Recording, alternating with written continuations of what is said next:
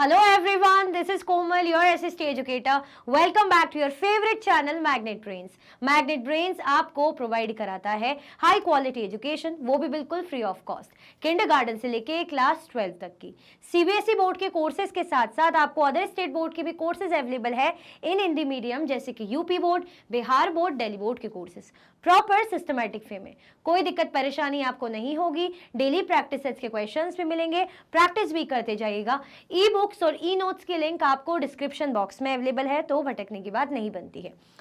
आज हमारा जो चैप्टर 7 है, from a kingdom to an empire, chapter 7 उसकी वर्कशीट हम करने वाले हैं ना। चैप्टर 7 की वर्कशीट को हम कंप्लीट करने वाले हैं। मजा आएगा?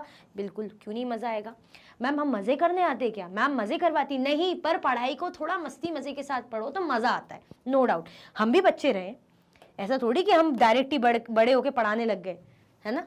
चलो फटाफट से लाइक शेयर कर दो, जल्दी जल्दी से पहले लाइक शेयर करो, फिर स्टार्ट करते हैं। सबसे पहले क्या है हमारा, फिल इन द ब्लैंक्स होगा, उसके बाद हम जो ट्रू एंड फॉल्स देखते हैं क्या आता है ना, क्या क्या आता है। उसके बाद एमसीक्यूज तो कंफर्म है, वो तो रहने ही रहने।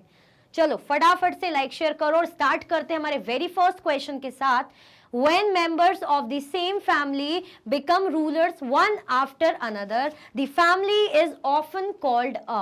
क्या बोला जा रहा है हमसे, जब भी सेम फैमिली के मेंबर्स, क्या बोल रहे हैं, when member of the same family, same family के मेंबर क्या बन जाते हैं, रूलर बन जाते हैं। सेम फैमिली के मेंबर रूलर बन जाते हैं एक के बाद एक, the family is often called a. उस फैमिली को क्या कहा जाता है। जैसे मेरे पापा जी रूलर थे, पापा के जो पापा जी रूलर थे, अब मेरा भाई रूलर है, मतलब मेरे दादाजी, फिर मेरे पापा जी, फिर मेरा भाई, फिर मेरे भाई का बेटा, जो अभी है नहीं पर मैं बता रही हूं। तो इसको हम क्या बोलते हैं, फटाफट से बता दीजिए। अच्छा क्वेश्चन है और इजी भी है, ज्यादा टफ नहीं है। कोशिश करो, कोशिश करो। इसको हटा देते हैं, क्या बोलेंगे उसको हम।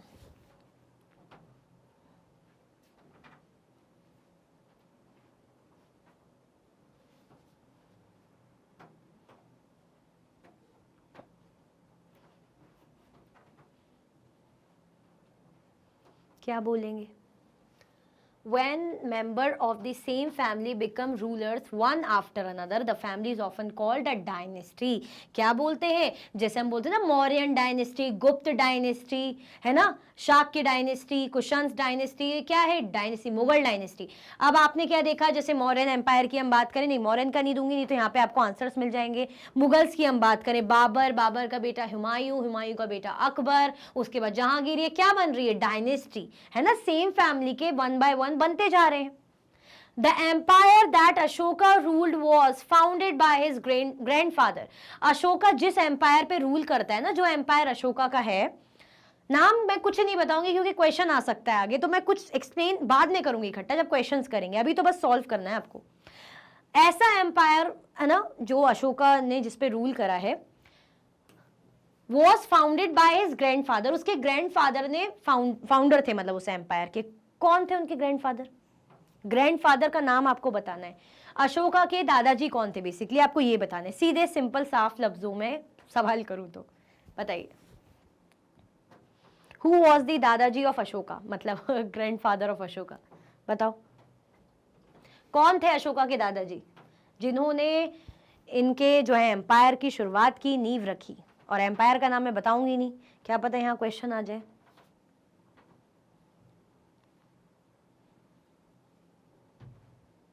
बताओ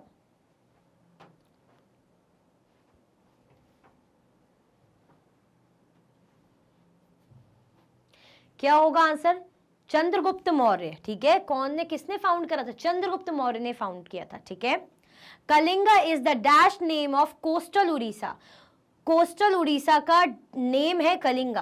कौन सा नेम, क्या नेम, मतलब ठीक है हम कह रहे हैं कलिंगा उड़ीसा का नेम है, कोस्टल उड़ीसा का। कोस्टल मतलब जो तटीय क्षेत्र के पास वाला एरिया होता है ना, ये समुद्र के किनारे वाला एरिया, तो उसको कलिंग नाम है उसका। तो कलिंग नाम अभी पढ़ा, फ्यूचर नेम है, प्रेजेंट नेम है, एंशिएंट नेम है, क्या है ये आपको बताना है। कोशिश करो, ट्राई करो।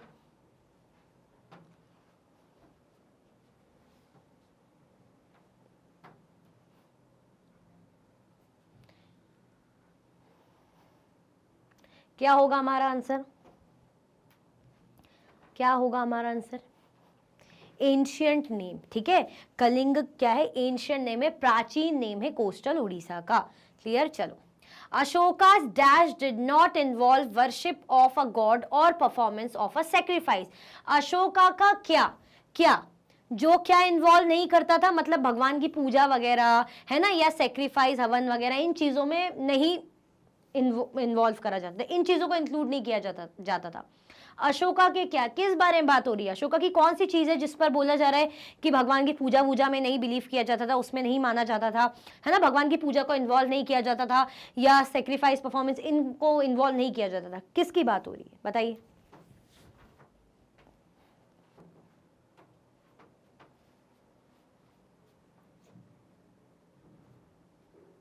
क्या होगा आंसर?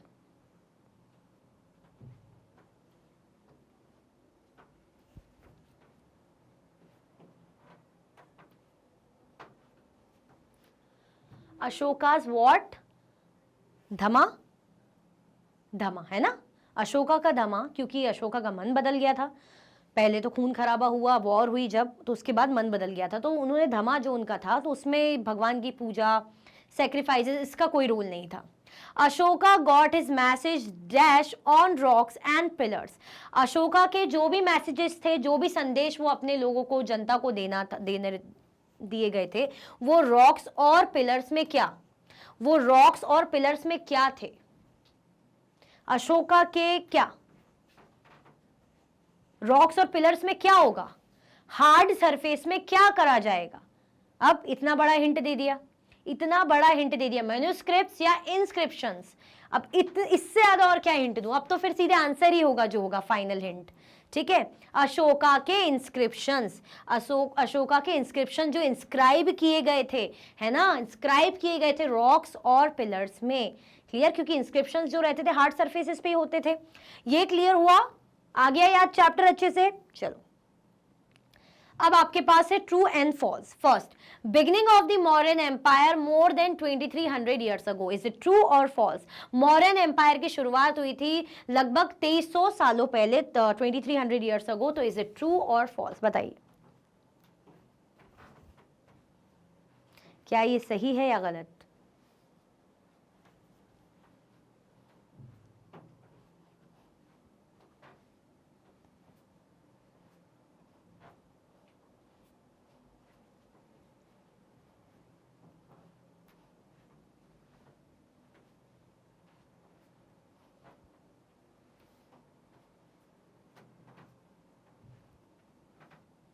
क्या ये ट्रू है या फॉल्स? सही बात है क्या कि 2300 सालों पहले ही ऑलमोस्ट जो है मॉडर्न एम्पायर स्टैब्लिश हुआ था? क्या होगा हमारा आंसर? आपको पता ही है, ट्रू है, बिल्कुल सही बात है, ठीक है। Most modern Indian scripts have developed from the Brahmi script. बहुत सी जो मॉडर्न इंडियन लिपि है, भारतीय लिपि है, स्क्रिप्ट्स हैं, वो किससे डेवलप होकर निकली है? वो ब्राह्मी स्क्रिप्ट से ही डेवलप होकर निकली है ना। तो क्या ये सही है या गलत है? अब आप बोलोगे मैम ये याद नहीं आ रहा, क्या ये चैप्टर में हमने पढ़ा था? अब वो ट्रू है फॉल्स है जो भी, लेकिन ये हमने चैप्टर में पढ़ा था, आपको याद है? तो बिल्कुल ये हमने चैप्टर में पढ़ा था। अब चैप्टर में ये सही सेम यही सेंटेंस था या कुछ अलग बात थी, वो आपको ट्रू या फॉल्स के फॉर्म में बतानी है। तो बताइए, जल्दी बताइए, is it true or false?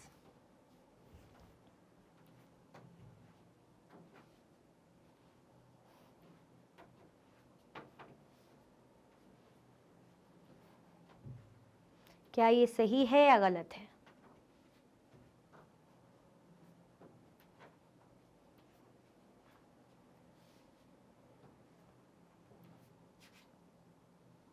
बताओ।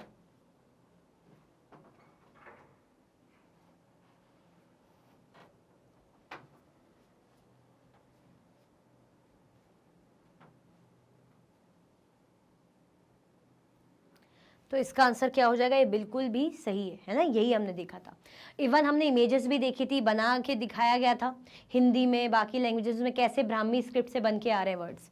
Chandragupta was the first ruler who tried to take his message to the people through inscriptions.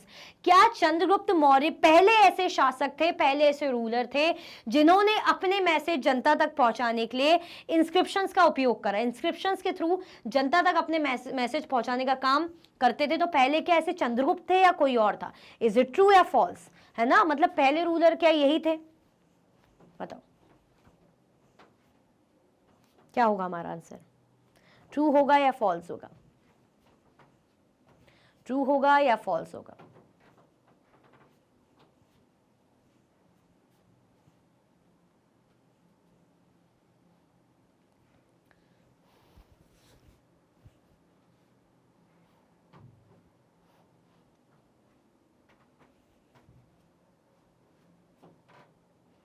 क्या हो जाएगा? ये फॉल्स होगा, है ना। चंद्रगुप्त मौर्य नहीं थे, अशोका थे, ठीक है। Kalinga was a gateway to the north west, है ना। अगर नॉर्थ वेस्ट जाना होता था तो कलिंगा क्या एक तरीके से गेटवे, जाने का रास्ता है ना, जिसके थ्रू जा पा रहे हैं नॉर्थ वेस्ट साइड। अब नॉर्थ वेस्ट साइड नहीं, मैं नहीं बताऊंगी अभी, पहले आप ट्राई करो, कोशिश करो, उसके बाद आई विल एक्सप्लेन। बताइए।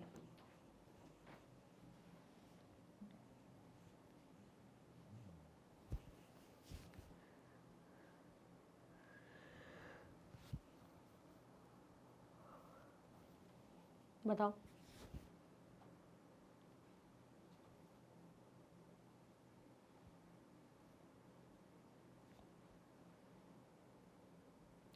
देखो नॉर्थ वेस्ट, पहले तो अगर मैं इंडिया का मैप बना लूं, कई बार जो मैं बना ही चुकी हूँ और आपको पता है फिर मैं कितना शानदार मैप बनाती हूँ। अब चिढ़ाओ नहीं भाई, अब ड्राइंग जिसकी जैसी होगी बेचारा वैसी बना पाएगा, है ना। ये नॉर्थ है, ये वेस्ट का इलाका है, ये नॉर्थ का इलाका है,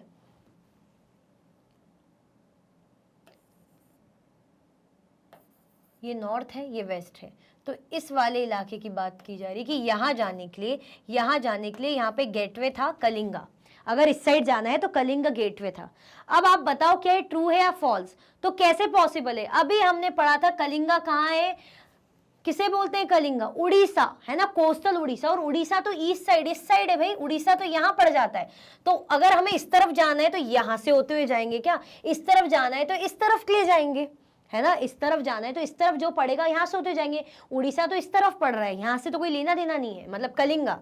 तो ये क्या हो जाएगा? फॉल्स हो जाएगा। क्या होगा हमारा आंसर? बिल्कुल गलत, false. Chandragupta was supported by a wise man named Chanakya और कौटिल्य। चंद्रगुप्त को जो एक बहुत ही बुद्धिमान व्यक्ति ने सपोर्ट किया था, जिनका नाम चाणक्य और कौटिल्य है। क्या ये सही है? चंद्रगुप्त को चाणक्य ने परस्पर मदद करी, हर मौके पे मदद करी, ज्ञान दिया, है ना। और इतना बड़ा एम्पायर उन्होंने मतलब स्थापना करी, फाउंडर थे जो चंद्रगुप्त मतलब मौर्यन एम्पायर के। तो क्या ये सही है? कौटिल्य थे वो कि कौन थे? बताइए।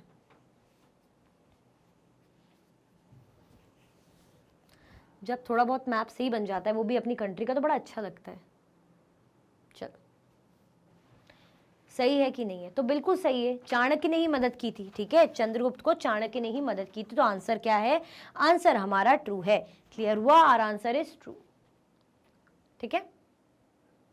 क्लियर? चलो। The अर्थशास्त्र tells us that the northwest was important for its spices. अर्थशास्त्र जो कौटिल्य की बुक किताब थी उन्होंने लिखी थी, तो उसमें ये बताया गया है कि नॉर्थ वेस्ट, है ना, स्पाइसेस के लिए, मसालों के लिए एक बहुत ही इंपॉर्टेंट जगह थी, मसालों के लिए। नॉर्थ वेस्ट अभी मैं बता चुकी हूँ, मैप अभी बनाया था। तो is it true or false? बताइए, क्या ये सही है या गलत है?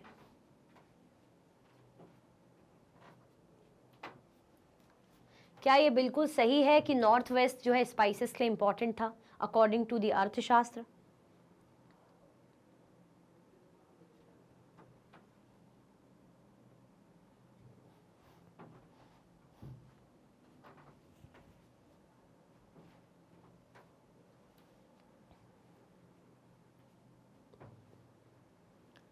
क्या हो जाएगा हमारा आंसर? फॉल्स। भाई मसालों के लिए तो साउथ का एरिया बढ़िया रहता है, साउथ साइड। The अर्थशास्त्र tells us that South India was important for its gold and precious stones. अर्थशास्त्र के अकॉर्डिंग ये भी बताया गया कि जो साउथ इंडिया है ना, गोल्ड और कीमती पत्थरों के लिए बहुत ज़्यादा इंपॉर्टेंट था। क्या ये सही है? और लास्ट भी देख लो, the tiger that we see on our notes and coins have a long history. जो टाइगर का बना रहता है ना इमेज हमारे नोट्स में, कॉइन्स में, तो इसका जो है कहा जा रहा है कि इसकी बहुत ही एक लंबा इतिहास है। तो is it true or false, ये दो आपको बताने मैं वेट कर रही हूँ। आप कोशिश कीजिए सही आंसर करने की, बिल्कुल हार मत मानिए, जज्बा रखिए, जोश रखिए।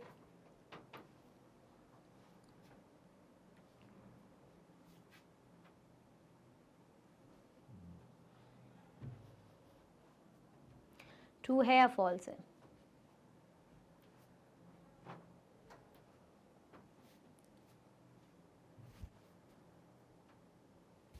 ये क्या हो जाएगा? ये हो जाएगा ट्रू, बिल्कुल सही बात है। साउथ तो भाई गोल्ड वगैरह के लिए, कर्नाटका वाली जगह की हम बात करें, प्रेशियस स्टोन्स के लिए फेमस है। टाइगर हमसे कह रहे हैं, क्या हम नोट और सिक्कों में सच में जो कॉइन्स आपने देखे, पैसा किसको नहीं प्यारा है, आपको मनी मिलता है, कोई भी देके चले जाता है गिफ्ट वगैरह, या रिलेटिव आते हैं वो दे देते हैं, आपके कॉइन्स देखे होंगे, तो क्या उसमें टाइगर बना हुआ है? सच में टाइगर बना है? पहले तो ये याद करो कि सच में टाइगर ही है या लायन बना हुआ है। तो आपको याद होगा शेर बना हुआ है, तो टाइगर का तो नामो निशानी नहीं है, फॉल्स हो जाएगा। ठीक है, आंसर क्या है? आंसर फॉल्स है। क्लियर? चलो भाई, तो ये आपके फिल इन द ब्लैंक्स और ट्रू फॉल्स बढ़िया तरीके से हमने कंप्लीट किए। आई होप आपको थोड़ा सा याद आ रहा होगा चैप्टर, थोड़ा सा अगर दिमाग से इधर उधर हो गया हो। चलो, multiple choice questions. In the north and in parts of central India, a general of the Mauryas named Dash set up a kingdom. Pushyamitra Shunga, Harshvardhan, Samudragupta या विश्वामित्र शुंग। नॉर्थ साइड अगर हम बात करें, है ना, जो और नॉर्थ साइड और मध्य के भारत की बात करें, सेंट्रल इंडिया की बात करें, जनरल मौर्यस का जो जनरल था, जिनका नाम आपको बताना है, उन्होंने अपना किंगडम, मतलब इन एरियाज में, नॉर्थ और सेंट्रल इंडिया में इन्होंने अपना किंगडम सेटअप कर लिया था। कौन था वो जनरल? किसकी बात हो रही? पुष्यमित्र शुंग, हर्षवर्धन, समुद्रगुप्त या विश्वामित्र शुंग? बताओ किसकी बात की जा रही है?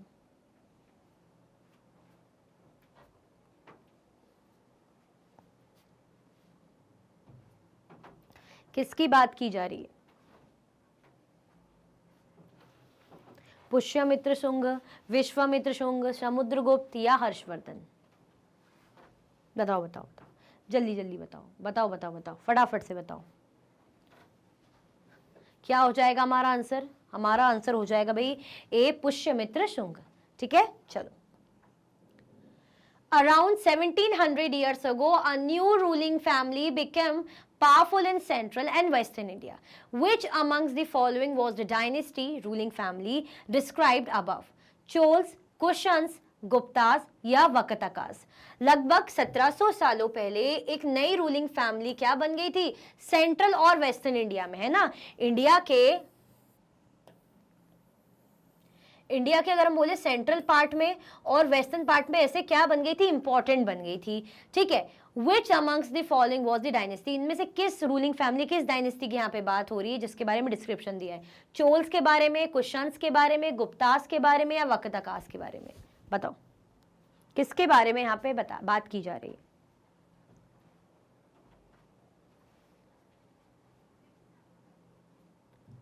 चोल्स, कुशंस, गुप्तास या वकतकास?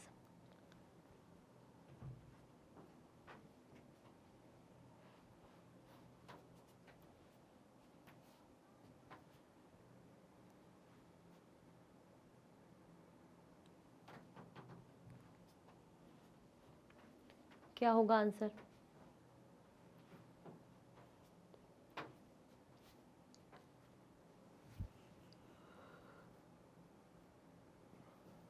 क्या हो जाएगा हमारा आंसर?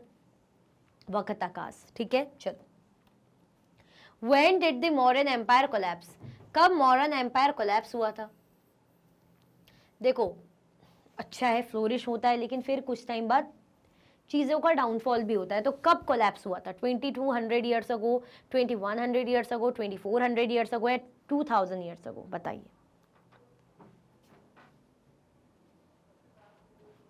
क्या होगा आंसर?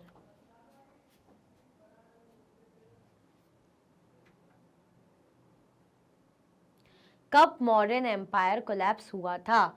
2200 ईयर्स अगो, 2100 ईयर्स अगो, 2400 ईयर्स अगो या 2000 years ago?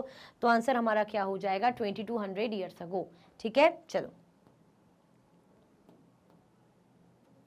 The ports along the coast of South India were important centers for the export of silk and spices, cotton and paper, paper and other spices, herbs and wax. है ना, जो ports हैं किसके पास? South India के coast के पास। South India की अगर बात करें, ये नीचे का हिस्सा ये वाला, तो कोस्टल एरिया जो रहते हैं ना समुद्र के पास वाले, ये जैसे बात हो रही है, ठीक है, मैं आधे ही बना पाई इंडिया को। किस चीज के लिए इंपॉर्टेंट सेंटर था? क्या एक्सपोर्ट होता था यहां से? क्या एक्सपोर्ट किया जाता था? सिल्क और spices, cotton and paper, paper and other spices, या हर्ब्स एंड वैक्स? बताइए क्या एक्सपोर्ट किया जाता था? किस चीज को एक्सपोर्ट किया जाता था? कौन से मटेरियल्स? और ये देखना, साउथ इंडिया की हम बात कर रहे हैं, तो साउथ इंडिया में क्या फेमस है? बताओ क्या होगा answer? Silk and spices, cotton and paper, paper and other spices, herbs and wax.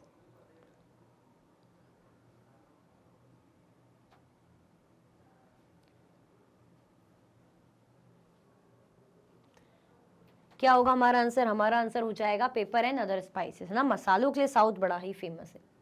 How many towers supported the massive wall of Pataliputra? Pataliputra का जब डिस्क्रिप्शन दिया जा रहा था, है ना, बताया जा रहा था कैसा पैलेसेस है, कैसे जो है घर है या जो भी चीजें, तो हाउ मेनी टावर्स, कितने टावर्स जो है सपोर्ट कर रहे थे एक बड़ी सी वॉल को, है ना, पाटलिपुत्र के? कितने टावर्स थे? 400, 479, 573 या 570? जल्दी बताओ।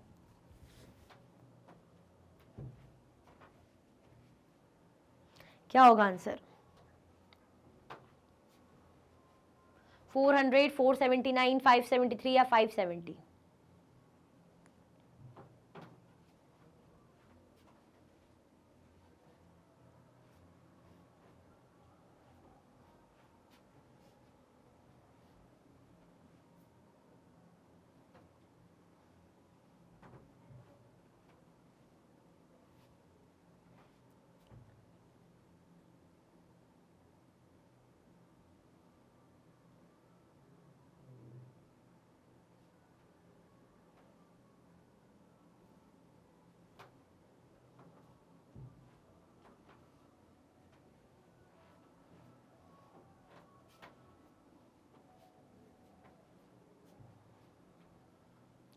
क्या हो जाएगा हमारा आंसर? 570। ठीक है, चलो 5 आपके एमसीक्यूज हो गए। जल्दी जल्दी से स्कोर बताओ, आपका 5 में से कितना स्कोर है? जल्दी जल्दी से 5 में से अपना स्कोर बता दीजिए और लाइक एंड शेयर कर दीजिए, है ना। 5 में से अपना स्कोर बता दीजिए और लाइक एंड शेयर कर दीजिए, फटाफट से स्कोर बताइए एंड लाइक एंड शेयर कीजिए जल्दी जल्दी, ठीक है।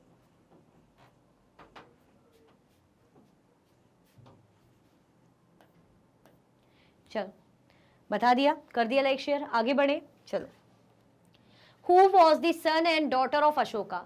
अशोका का बेटा और अशोका की बेटी कौन थी? Mahendra and Sanghamitra, Mahendra and Sumitra, Surendra and Sanghamitra या बिंदुसार एंड संघमित्रा? कौन थे बताइए, कौन थे अशोका के बेटा बेटी? क्या नाम था उनका? महेंद्र नाम था और संघमित्रा नाम था, महेंद्र नाम था, सुमित्रा नाम था, सुरेंद्र और संघमित्रा नाम था, बिंदुसार और संघमित्रा? क्या नाम था? कुछ तो नाम था, लेकिन क्या नाम था वो आप बताएंगे, तो बता दीजिए क्या नाम था।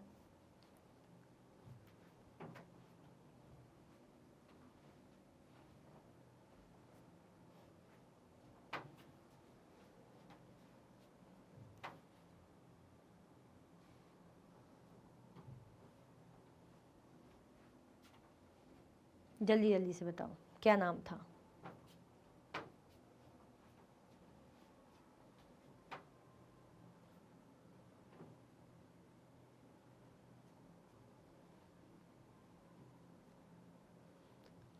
क्या हो जाएगा हमारा आंसर? हमारा आंसर हो जाएगा A, Mahendra and Sanghamitra. The Satavahana kingdom which was establish about dash years ago? Satavaha kingdom कब स्टैब्लिश हुआ था, कितने सालों पहले? 2100 years ago, 2200 years ago, 3200 years ago या 3000 ईयर्स अगो? बताओ कब स्टैब्लिश हुआ था Satavahana kingdom?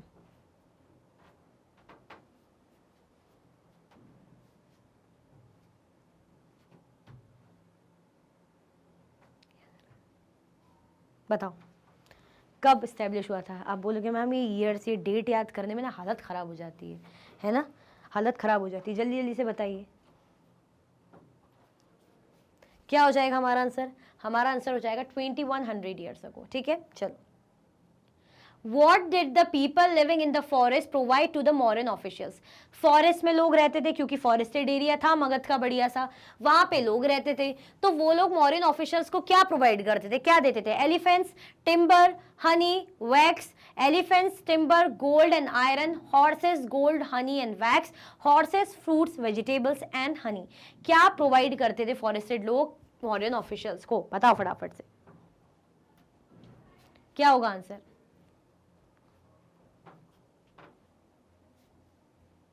Elephants, timber, honey and wax. Elephants, timber, gold and iron. Horses, gold, honey and wax. या horses, fruits, vegetables and honey. क्या होगा आंसर? क्या provide करते थे? तो एलिफेंट्स तो मिलते ही थे, ये लोग जंगलों से एलिफेंट्स तो इन्हें मिलते ही थे। लेकिन अगर हम बात करें आयरन की, तो ऑब्वियसली आयरन तो आयरन ओर से मिलेंगे। तो क्या मिलेगा यहाँ पे? Elephants, timber, honey and wax. Iron तो आयरन ओर से मिल जाएगा। ठीक है, तो आंसर क्या हो जाएगा? Elephants, timber, honey and wax, क्योंकि मगध फॉरेस्टेड एरिया भी था मगध के पास, तो बहुत ही फ्लोरिश्ड एम्पायर था। ठीक है, चलो। What was collected as and when it was possible from people who gave a variety of things more or less willingly, है ना? What was collected, ऐसे लिया जाता था या पॉसिबल था जब जनता देती थी बहुत सी चीजें, variety of thing, more or less willingly, या तो मतलब ऐसे खुशी से दे रही है जैसे भी। क्या देती थी जनता राजा को? टैक्स, फंड, मनी या ट्रिब्यूट? क्या बोलते थे उसको मुझे टैक्स, फंड, मनी या ट्रिब्यूट क्या कहा जाता था? बताइए क्या कहा जाता था? टैक्स, फंड, मनी या ट्रिब्यूट?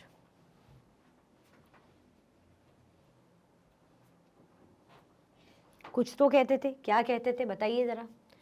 कुछ तो लोग कहेंगे, लोगों का काम है कहना। क्या कहना, क्या कहेंगे, जल्दी बताओ।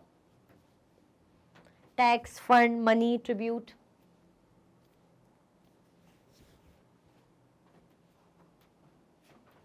क्या हो जाएगा answer? Tribute.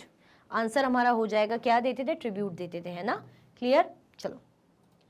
The Rampurva bull, a finely polished stone sculpture. This was part of a Mauryan pillar found in Rampurva, Bihar, and has now been placed in सांसद, रेड फोर्ट, नेशनल म्यूजियम या राष्ट्रपति भवन। एक रामपूर्वा bull है ना, बहुत ही प्यारा खूबसूरत सा stone से बना हुआ स्कल्पचर है, जो मौर्यन पिलर का एक तरीके से पार्ट है, हिस्सा है स्कल्पचर, है ना, जो कहाँ मिला है? रामपूर्वा बिहार में, वहां मिला है। लेकिन अब उसको रखा कहाँ गया है? उस बुल को, जो स्कल्पचर को, क्या सांसद में रखा है, रेड फोर्ट में रखा है, लाल किला, सांसद मतलब पार्लियामेंट, या नेशनल म्यूजियम में रखा है, या राष्ट्रपति भवन में रखा हुआ है? कहाँ पे रखा है बताओ, जल्दी बताओ, कहाँ पे रखा हुआ है?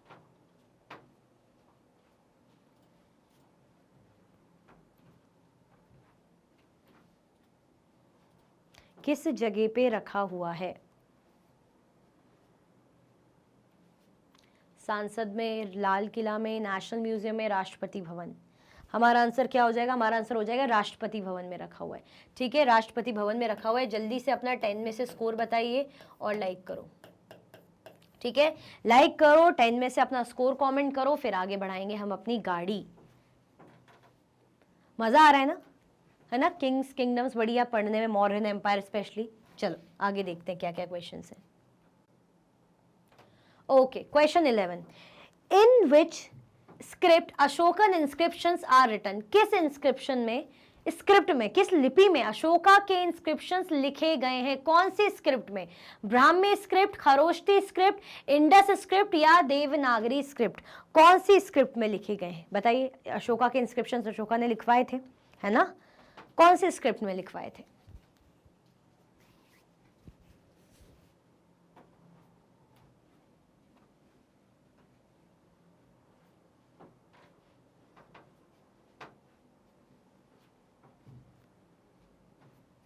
कौन सी स्क्रिप्ट में लिखवाए थे? जल्दी बताइए, क्या हो जाएगा हमारा आंसर? ब्राह्मी स्क्रिप्ट, है ना? A, Brahmi script. Who was Seleucus Nicator? Seleucus Nicator कौन था? सेल्यूकस निकेटर कौन था? Greek ruler of South Asia, Greek ruler of Asia, Greek ruler of West Asia, या Greek ruler of Central Asia? Asia के कौन से हिस्से का रूलर था ये? क्योंकि एशिया का हमने Asia, west Asia, south, central सब गिनवा दिया है। अब आपको बताना है कौन से एशिया का था। ठीक है, बताओ।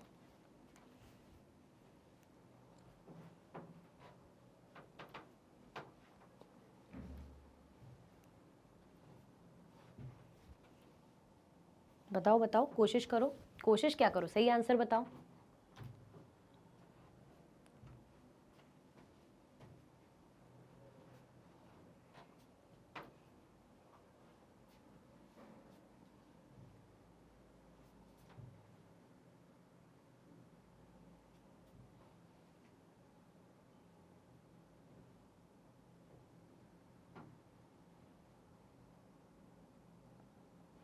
कहाँ का रूलर था सेल्यूकस निकेटर? कहाँ का रूलर था?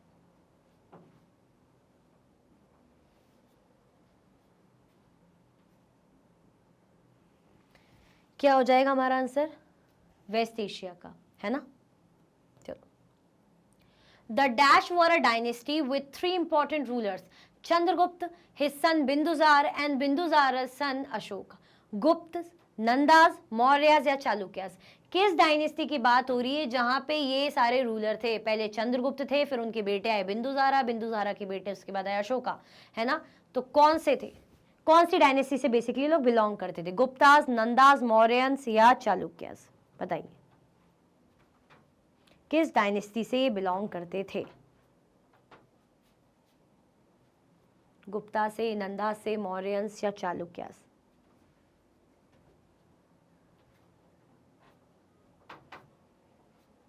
क्या होगा हमारा आंसर?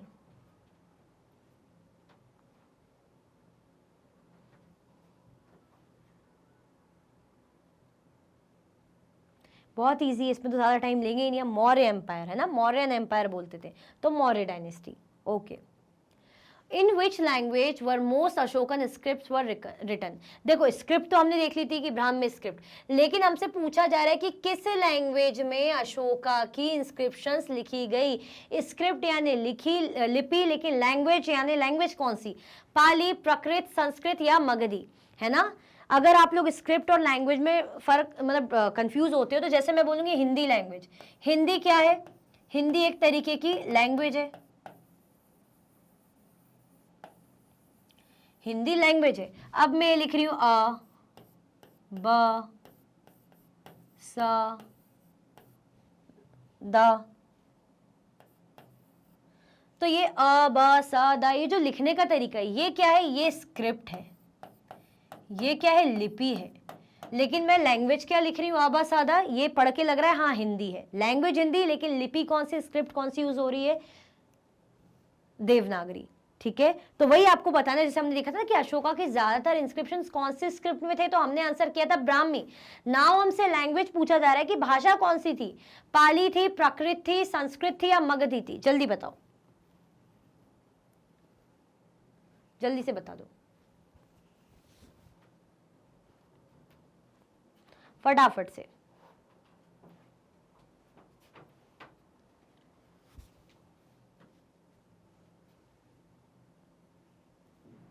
क्या आंसर हो जाएगा? प्रकृत हो जाएगा। ठीक है, प्रकृत लैंग्वेज में, क्योंकि आम लोगों की, ऑर्डिनरी पीपल की यही भाषा होती थी। अब जब आम जनता को निर्देश देना है, आम जनता को मैसेज देना है, तो वही भाषा में तो देंगे जिससे जो जनता को समझ में आएगी। ठीक है, चलो अब very short answer type question है आपके पास। Question 4, which area was under the direct control of the emperor? कौन सा एरिया एम्परर के डायरेक्ट कंट्रोल में था, है ना? कौन सा एरिया एम्परर के यानी शासक के, महाराज के डायरेक्ट कंट्रोल में, सम्राट के, है ना? सम्राट के डायरेक्ट कंट्रोल में था। कौन सा एरिया डायरेक्ट कंट्रोल में था भैया? कौन सा एरिया डायरेक्ट कंट्रोल में होगा? चलो देखें। Okay, the areas around Pataliputra was under the direct control of the emperor. Pataliputra के आसपास का एरिया ये क्या था? एम्परर के डायरेक्ट कंट्रोल में था, है ना, डायरेक्टली वो कंट्रोल। देखो क्या होता है ना, कई बार राजा लोग बड़ा साम्राज्य बना लेते हैं, अब आसपास के जो क्षेत्र एरिया है तो वहां पे आप जा सकते हो, देख सकते हो, डायरेक्ट कंट्रोल है।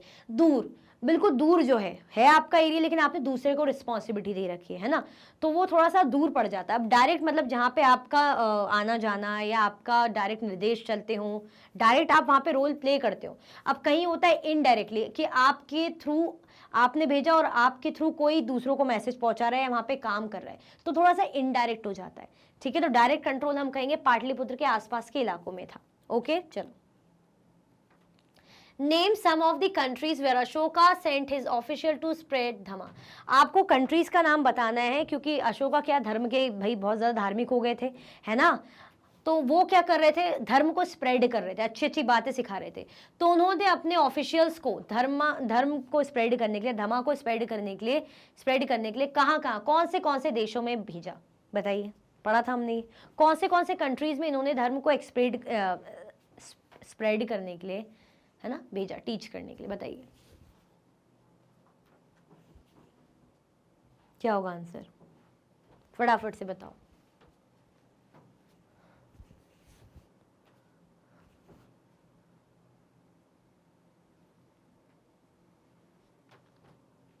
बताओ बताओ, बताइए फटाफट से।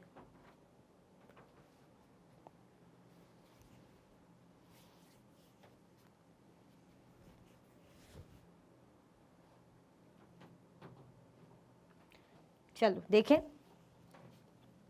Ashoka sent his officials to spread dharma to Syria, Egypt, Greece and Sri Lanka. नाम याद रख लेना, कौन सी कंट्रीज के नाम है, ठीक है, सीरिया है, इजिप्ट है, ग्रीस है एंड श्रीलंका।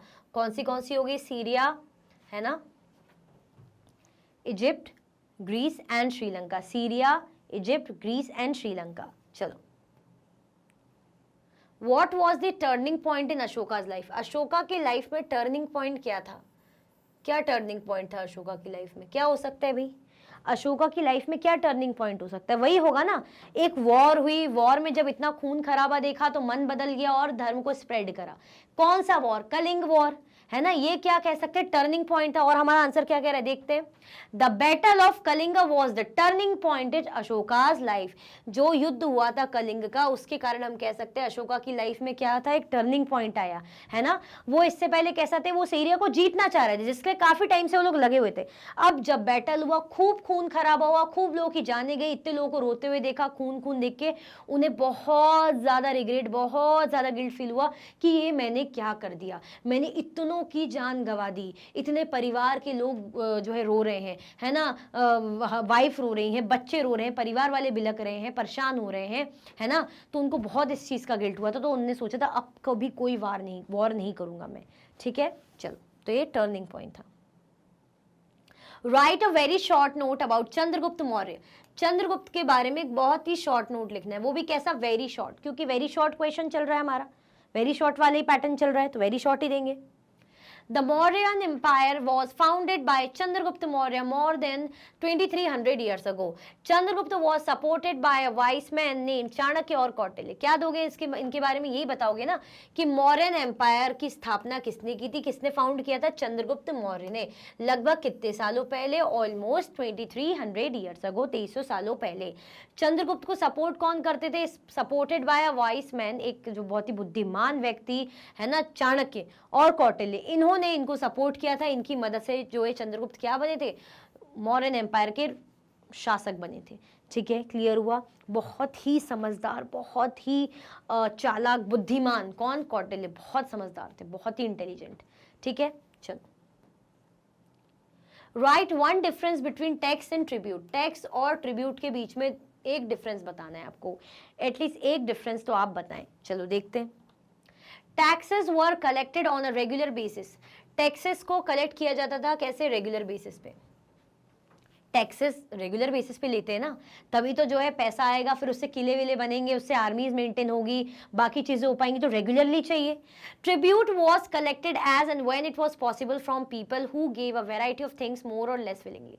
ट्रिब्यूट ऐसा था कि जब चाहे मन, है ना। कैसा था tribute? Tribute was collected as and when it was possible from people, है ना। जब लोगों से लेना पॉसिबल था, जो लोग क्या करते थे, बहुत सी वैरायटी की चीजें देते थे, है ना, या तो मोर और लेस विलिंगली, इच्छा से, ना इच्छा से, स्वेच्छा से, या वैसे मन बेमन से वो लोग गिफ्ट करते थे, मतलब देते थे चीजें, ठीक है। तो अगर हम देखें टैक्स और ट्रिब्यूट के बीच में डिफरेंस, तो टैक्स रेगुलर बेसिस पे चाहिए, सबको पता है, देना ही है, सब देंगे।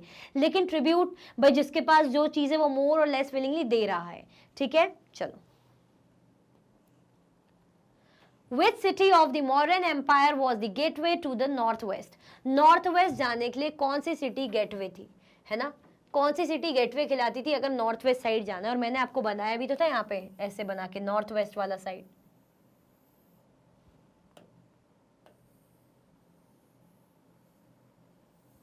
ये वाला इलाका नॉर्थ वेस्ट वाला, तो कौन सी सिटी थी? चलो, Takshila was a gateway to the northwest, including Central Asia, while Ujjain lay on the route from north to South India. अगर हम बात करें तक्षशिला, तो तक्षशिला किसका गेटवे था? नॉर्थ वेस्ट जाने का, है ना, इंक्लूडिंग सेंट्रल एशिया।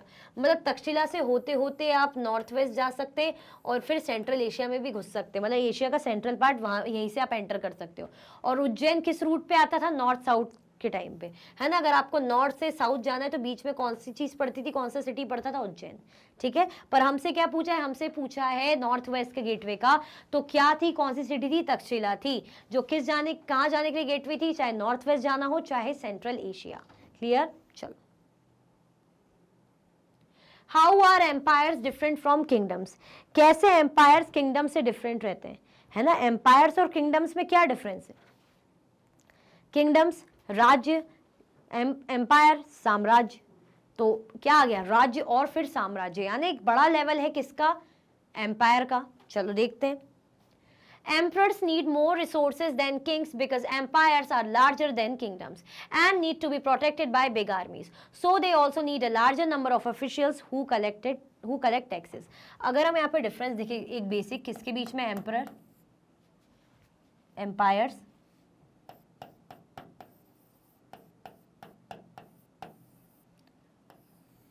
एम्पायर्स और किंगडम्स, है ना। एम्पायर और किंगडम्स के बीच में क्या डिफरेंस रहेगा? तो एम्परर को या एम्पायर को क्या चाहिए पड़ेगी? मोर रिसोर्सेज,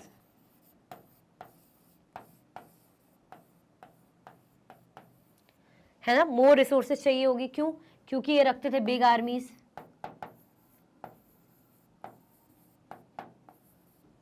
यहां पे लेस रिसोर्सेज,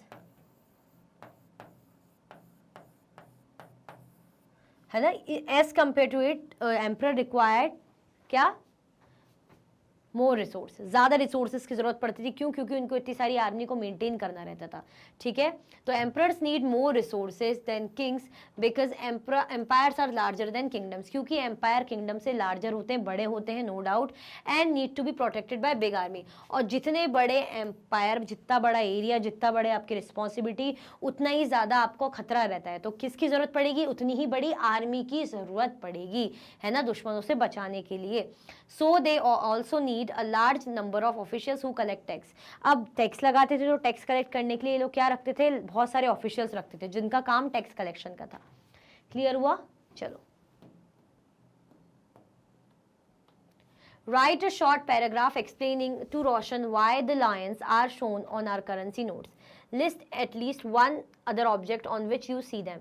आपको एक शॉर्ट पैराग्राफ लिखना है जिसमें एक्सप्लेन करना है, एक्सप्लेनिंग पैराग्राफ एक्सप्लेन टू रोशन, जो रोशन को एक्सप्लेन करना है कि क्यों ये जो लॉयंस हैं हमारी करेंसी नोट्स में दिखाए जाते हैं, और एटलीस्ट आपको ऐसी कोई अदर ऑब्जेक्ट बताना है जो आप देखते हो। क्या बताना चाहोगे? क्या बताना चाहोगे? बताइए।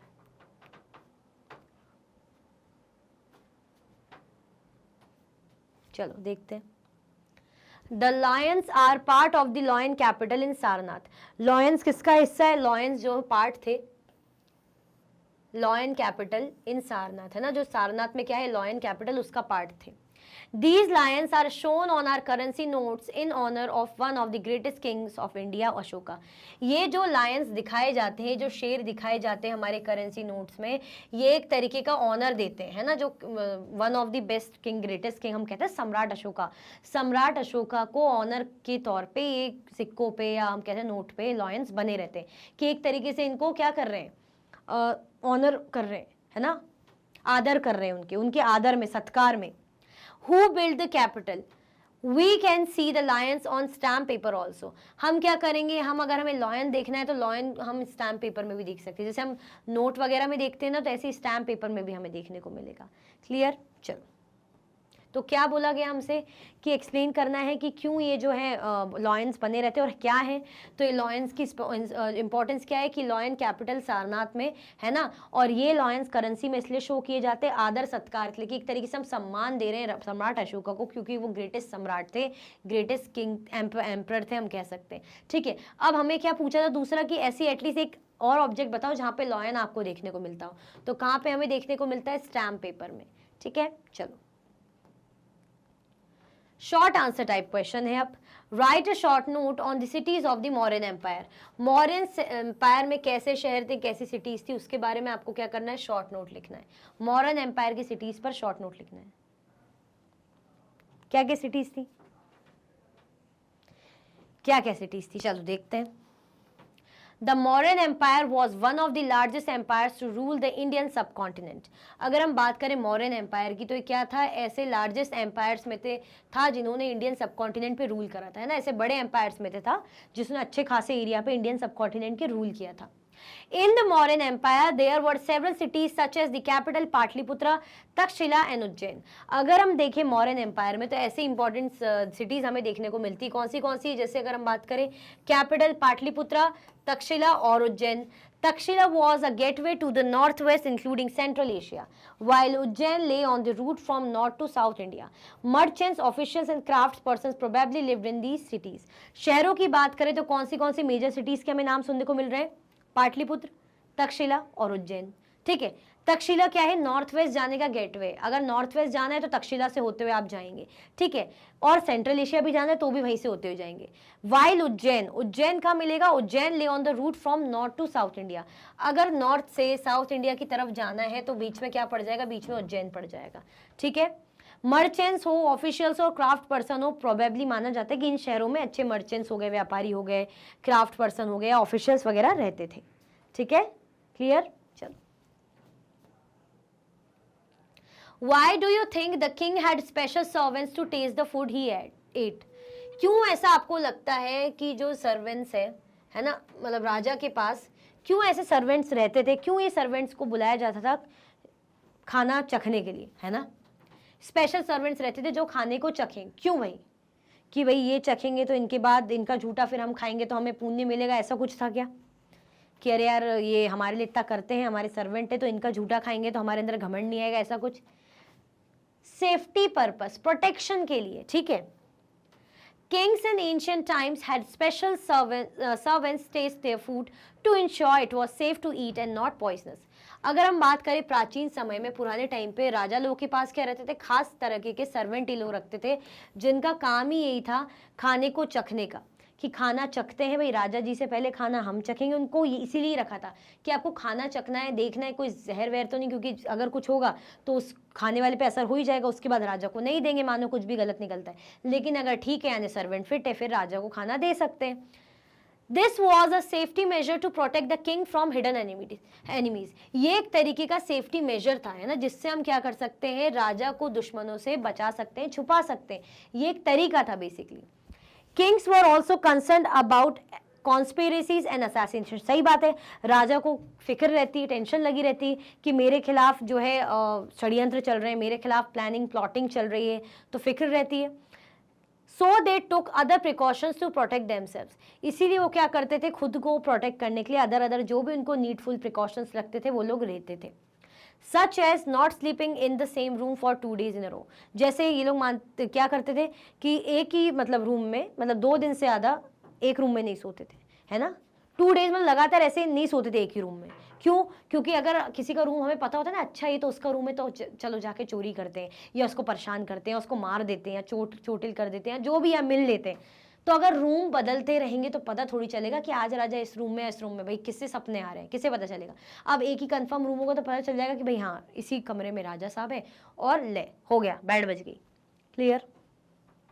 आ रहा है अच्छे समझ में? कोई कंफ्यूजन, दिक्कत तो नहीं है?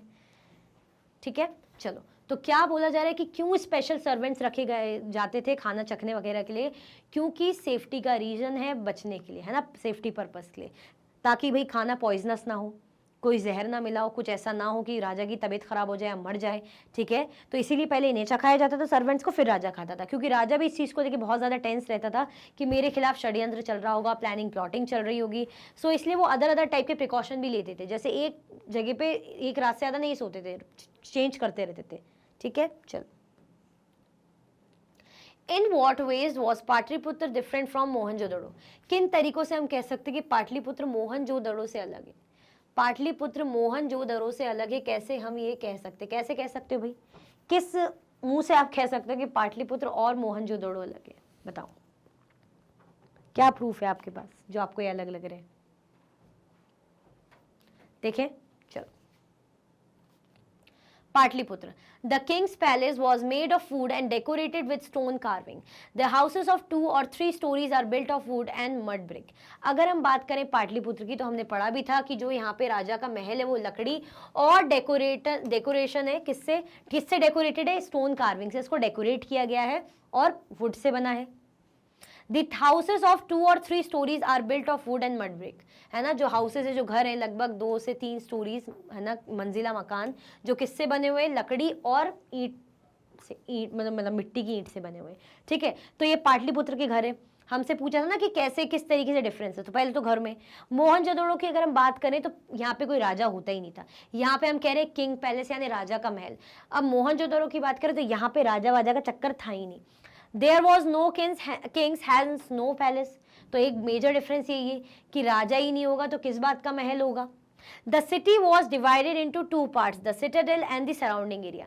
जो शहर था 2 पार्ट्स में डिवाइडेड था, एक सिटाडेल और एक surrounded area. Houses were single storied made of burn bricks. घर कैसे थे? सिंगल स्टोरी मकान थे, एक मंजिला मकान थे, है ना, वो भी किससे बने हुए थे? जली हुई ईंटों से बने हुए थे। ठीक है, तो ये हम क्या दे सकते हैं? डिफरेंस है पाटलिपुत्र और मोहनजोदड़ो के बीच में। पाटलिपुत्र यानी राजा से रिलेटेड, राजा का महल हो गया, डेकोरेटिव स्टोन कार्विंग्स हो गई, है ना। घर कैसे थे? 2 से 3 मंजिला मकान थे जो लकड़ी और ईंट की, मतलब मिट्टी की ईंट से बने हुए थे। मोहनजोदड़ो की बात करें तो यहाँ पे तो कोई राजा वगैरह का चक्कर ही नहीं था, तो राजा नहीं था तो कैसे महल होगा? साथ में क्या कह रहे हैं कि 2 पार्ट्स में डिवाइडेड था, सिटाडेल और सराउंडिंग एरिया में। हाउसेस कैसे थे? सिंगल मंजिला मकान थे, सिंगल स्टोरीड हाउसेस थे, और किससे बने थे? जली हुई ईंट से बने हुए थे। ठीक है, चलो। Suppose you had the power to inscribe your orders, what 4 commands would you like to issue? आपको सपोज करना है कि आपके पास इंस्क्राइब कराने की पावर है ना, इंस्क्रिप्शंस जो है करने की, इंस्क्राइब कराने की पावर है कि आपको कुछ भी ऐसे थॉट्स हैं या जो आप चाहते हो उनको इंस्क्राइब कराना। तो what 4 commands would you like to issue? तो कौन सी 4 कमांड्स आप देना चाहोगे? कौन सी 4 commands would you like to issue? कौन सी 4 कमांड्स आप देना चाहोगे अगर आप इंस्क्राइब कराना चाहोगे? If I had the power to inscribe my orders, the following 4 commands I would like to issue. अगर मेरे पास वही पावर आ गई है ना, मेरे पास पावर आ गई, तो मैं किस तरीके से इसको, क्या मेरी कमांड्स रहेंगी? Respect your teachers, parents and elders. मैं सबसे पहले ये कहूँगा भाई अपने टीचर्स की, अपने पेरेंट्स की और अपने से बड़ों की, एल्डर्स की क्या करो? रिस्पेक्ट करो। ठीक है, किसकी रिस्पेक्ट करना है आपको? अपने टीचर्स की रिस्पेक्ट करना है, पेरेंट्स की और एल्डर्स की रिस्पेक्ट करना है, तो ये तो अच्छी बात है। Obey the orders of your elders, अपने से बड़ों के क्या करो? ऑर्डर्स को ओबे करो, अपने से बड़ों की आज्ञा जो भी है उनके निर्देशों को मानो, उनकी आज्ञा करो। And love all your young ones, और आपसे जो छोटे हैं उनसे प्यार करो, प्रेम करो। All children whether boys or girls should be sent to school, सारे ही बच्चे चाहे लड़के हों या लड़कियां, उनको क्या करना चाहिए? उनको स्कूल में भेजना चाहिए। There should be no difference on the basis of caste and creed, और कास्ट और क्रीड के बेसिस पे किसी भी प्रकार का डिफरेंस या भेदभाव यहाँ नहीं होना चाहिए। क्लियर हुआ? आया समझ में? तो क्या बताया जा रहा है, आपको अपने टीचर्स और पेरेंट्स और एल्डर्स की रिस्पेक्ट करना है, ये मैं निर्देश दूंगा। बाकी आपको जो सही लगे आप बता सकते हो। तो ये अच्छी बात है, अपने से बड़ों की रिस्पेक्ट करो, उनके ऑर्डर्स को ओबे करो और अपने से छोटों से प्यार करो, है ना। सारे ही बच्चों को स्कूल भेजो, चाहे वो लड़का हो या लड़की हो, है ना। और किसी भी कास्ट या क्रीड के बेसिस में भेदभाव नहीं होना चाहिए, क्योंकि कास्ट, जात पात, लड़का लड़की, इसमें बहुत ज़्यादा दिक्कत होती है। तो ऐसा कुछ नहीं होना चाहिए। क्लियर? चलो, Why do you think Ashoka was a unique ruler? क्यों आपको ऐसा लगता है कि अशोका बड़े यूनिक रूलर थे? ऐसा क्या खास है जो यूनिक हो गए भैया? ऐसी क्या स्पेशल क्वालिटी थी अशोका की जो इनको हम यूनिक बोल रहे हैं? There must be some reason. तो क्या रीजन, क्या रीजन हो सकता है? क्या रीजन हो सकता है बताइए, क्या रीजन आप देना चाहेंगे? चलो देखते हैं। Ashoka was a unique rule because of the following reasons, है ना। अशोका क्या है, यूनिक रूलर था, इस रीजन्स के कारण हम कह सकते हैं। The most famous Mauryan ruler was Ashoka. Mauryan empire में सबसे फेमस अशोका ही थे, है ना। मौर्यन एम्पायर में सबसे फेमस रूलर अशोका ही थे। तो एक यूनिक चीज तो हमें मिलेगी। He was the first ruler who tried to take his message to people through inscriptions। और ये ही पहले ऐसे शासक थे जिन्होंने ये सोचा कि मुझे अपनी जो भी संदेश है, अपने मैसेज है, मैं क्या करूँगा, जनता तक पहुँचाऊँगा, जनता को पता चले। किसके थ्रू? इंस्क्रिप्शंस के थ्रू, है ना। इंस्क्रिप्शंस के थ्रू मैं क्या करना चाहता हूँ, मैं मैसेजेस जनता से पहुँचाना चाहता हूँ, जनता तक पहुँचाना चाहता हूँ। तो ऐसा करने वाले पहले शासक थे। Most of Ashoka's inscriptions were in Prakrit and were written in the Brahmi scripts। बहुत से जो अशोकास के इंस्क्रिप्शंस हमें देखने को मिलते हैं वो प्रकृत भाषा में है। और स्क्रिप्ट कौन सी यूज की जाती है? स्क्रिप्ट यूज की जाती है ब्राह्मी स्क्रिप्ट, है ना। कौन सी स्क्रिप्ट यूज करते हैं? ब्राह्मी स्क्रिप्ट। क्लियर? आया समझ में? आ रहा है कि नहीं आ रहा? तो हम क्यों कह रहे यूनिक रूलर? पहली बात तो अपनी डायनेस्टी में सबसे इंपॉर्टेंट यही थे, सबसे फेमस, ठीक है। और पहले ऐसे शासक थे जिन्होंने इंस्क्रिप्शन का सिस्टम स्टार्ट करा, है ना। इंस्क्राइब कराए अपने संदेश, अपने मैसेजेस को, ठीक है। और बहुत से जो अशोका के इंस्क्रिप्शन से प्रकृत और ब्राह्मी स्क्रिप्ट में हमें देखने को मिलते हैं। चलो, What were the other methods followed by Ashoka to spread धर्म? धर्म को स्प्रेड करने के लिए कौन से जो अदर मेथड्स अशोका ने यूज किए थे, है ना। अशोका ने धर्म को स्प्रेड करने के लिए और कौन से मेथड्स यूज किए थे? बताइए, बताओ बताओ, क्या मेथड्स थे कि कैसे मुझे धर्म को स्प्रेड करना है? चलो, Ashoka felt it was his duty to solve the problems of the people of his empire. Ashoka को क्या फील हुआ? उसको ये लगता था, ये मानता था कि मुझे क्या करना है, मेरे एम्पायर के जो लोग हैं, है ना, उनकी जो दिक्कतें हैं उनको सॉल्व कराना है। उनकी जो दिक्कतें हैं उनको मुझे क्या कराना है, मेरी रिस्पॉन्सिबिलिटी है सॉल्व कराना। सो ही अपॉइंटेड ऑफिशियल्स, इसलिए उन्होंने क्या करा था, उन्होंने ऑफिशियल्स को अपॉइंट किया हुआ था, है ना, ताकि ये क्या करे, धर्म को स्प्रेड करें, ज्ञान को स्प्रेड करें। He appointed officials known as the dhamma mahatma. जिन ऑफिशियल्स को इन्होंने अपॉइंट करा था उनका नाम क्या था? उनका नाम था धम्म महात्मा। Who went from place to place teaching people about धम्म, जो एक जगह से दूसरी जगह मूव करते थे धर्म को स्प्रेड करने के लिए, धर्म का ज्ञान देते थे। Ashoka also send messengers to spread ideas about dhamma to other lands. ऐसा नहीं कि अपनी कंट्री में, इवन उन्होंने दूसरे देशों में भी लोगों को भेजा, है ना, अपने जो ऑफिशियल्स हैं उनको भेजा धर्म स्प्रेड करने के लिए। जैसे कौन सी जगह होगी? Syria, Egypt, Greece and Sri Lanka, ठीक है। तो क्या पूछा है हमसे कि क्यों ये क्या मेथड अपनाया इन्होंने? तो धम्म महात्मा अपॉइंट करे थे ताकि वो मैसेज भेजे, क्योंकि उनको लगता था कि लोग, जनता तक मेरी रिस्पॉन्सिबिलिटी में अच्छी बातें सिखाऊं। इवन दूसरे देशों में भी भेजा उन्होंने ऑफिशियल्स को। क्लियर? चलो भाई, ओके। सो क्वेश्चन नंबर 18 अब लॉन्ग आंसर टाइप क्वेश्चन है। How has Megasthenes describe the emperor's appearance in public? Public में, है ना, जनता में ये दिखाया गया कि जब अपीयर होते हैं, जैसे सम्राट आते हैं, एम्परर आते हैं, तो उनकी अपीयरेंस कैसी है जनता के सामने, क्या रहता है, कैसा माहौल रहता है। तो मेगास्थनीज ने किस तरीके से उसे डिस्क्राइब किया, ये हमें क्या करना है, बताना है। Megasthenes describe the emperor's appearance in public as, कुछ इस तरीके से इन्होंने दिखाया जो है एम्परर का अपीयरेंस की ऐसा था। The occasions on which the emperor appeared in public were celebrated with grand royal processions। अब ऐसे जो अफसर रहते थे, जब भी कभी एम्परर बाहर आते थे, जनता के सामने आते थे, निकलते थे, तो इसको कैसे सेलिब्रेट किया जाता था? एक ग्रैंड रॉयल प्रोसेशन, मतलब एक शाही समारोह जैसा, है ना, बहुत बड़ी बात है कि राजा आ रहे हैं, पब्लिक के सामने अपीयर हो रहे हैं, तो एक रॉयल टाइप का ओकेजन जैसा हो जाता था। He was carried in a golden palanquin, है ना, गोल्डन की यानी सोने की पालकी में उन्हें ले जाया जाता था। किसकी? सोने की पालकी में। His guards rode elephants decorated with gold and silver. अब उनके जो गार्ड रहते थे वो क्या करते थे? हाथी को ले जाते थे और हाथी को चलाते थे। हाथी भी कैसा? प्रॉपर गोल्ड एंड सिल्वर से उसे कवर करके रखा हुआ था। Some of the guards carried trees on which live birds, including a flock of trained parrots, circle above the head of the emperor. अब अगर बोला जाए गार्ड क्या कैरी करते थे? पेड़। अब पेड़ में कैसे हैं? जो बिल्कुल बर्ड हैं, जो चिची चिची जो आवाज कर रहे हैं, बर्ड्स हैं, है ना, पेड़ में प्रॉपर बर्ड्स बैठे हुए हैं, ऐसा पेड़ लेके जा रहे हैं जिसमें क्या है? Including a flock of train parrots.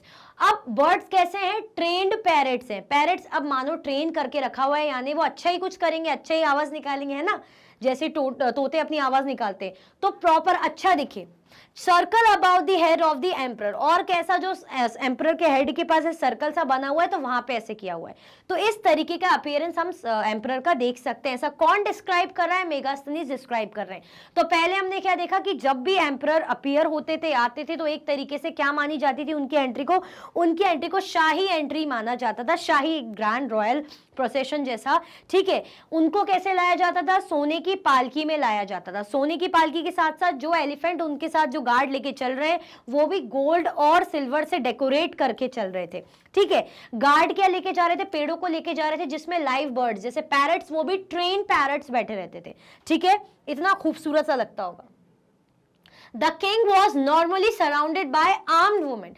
अब जो राजा है, जो एम्परर है ना, सम्राट के आसपास औरतें रहती थी, वो भी कैसी? आर्म्ड वुमेन, यानी उनके पास उनके हथियार वगैरह रहते होंगे।